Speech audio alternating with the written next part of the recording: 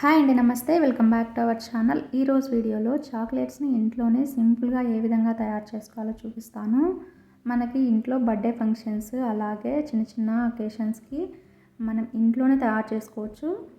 దీనికోసం మనకి కావాల్సినవి రెండు ఒకటి డార్క్ చాక్లెట్ కాంపోనెంట్ అలాగే వైట్ చాక్లెట్ కాంపోనెంట్ ఉంటే సరిపోతుంది.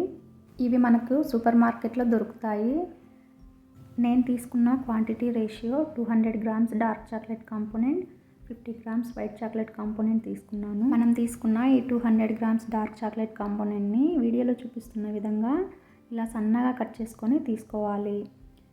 అదేవిధంగా ఇప్పుడు వైట్ చాక్లెట్ని కూడా సన్నగా కట్ చేసుకొని తీసుకోవాలి. ఇలా సన్నగా కట్ చేసుకోవడం వల్ల చాక్లెట్ త్వరగా మెల్ట్ అవుతుంది. ఇప్పుడు చాక్లెట్ తయారీ కోసం ఒక బౌల్ తీసుకొని అందులోకి 2 స్పూన్స్ గీ లేదా బటర్ని యాడ్ చేసుకోవాలి. ఇప్పుడు స్టవ్ ఆన్ చేసుకొని మనం డబల్ బాయిలింగ్ పద్ధతిలో ఈ చాక్లెట్ని మెల్ట్ చేసుకోవాలి.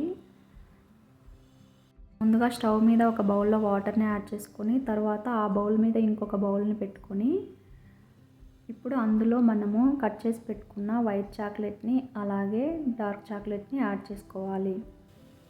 చాక్లెట్ని ఎప్పుడు డైరెక్ట్గా మెల్ట్ చేయకూడదు. ఇలా డబల్ బాయిలింగ్ పద్ధతిలో మెల్ట్ చేయడం ద్వారా మనకి చాక్లెట్ అనేది పర్ఫెక్ట్గా వస్తుంది. మనం కట్ చేసి పెట్టుకున్న చాక్లెట్ మొత్తాన్ని యాడ్ చేసుకున్న తర్వాత ఇప్పుడు ఫ్లేమ్ని మీడియం టు హైకి అడ్జస్ట్ చేసుకుంటూ ఈ చాక్లెట్ మొత్తాన్ని కలుపుకుంటూ మెల్ట్ చేసుకోవాలి.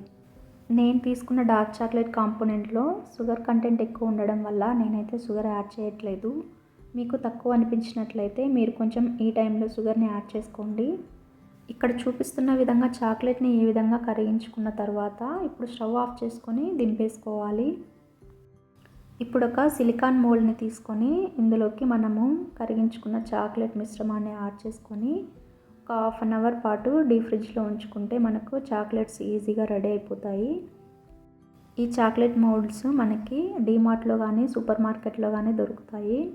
హాఫ్ అన్ అవర్ తర్వాత ఫ్రిడ్జ్ నుండి తీస్తే మనకి చాక్లెట్స్ పర్ఫెక్ట్ షేప్లో రెడీ అయిపోయాయి. ఇప్పుడు వీటిని డిమోల్డ్ చేసుకొని ఫ్రిడ్జ్లో స్టోర్ చేసి పెట్టుకుంటే ఎప్పుడు కావాలంటే అప్పుడు తినొచ్చు.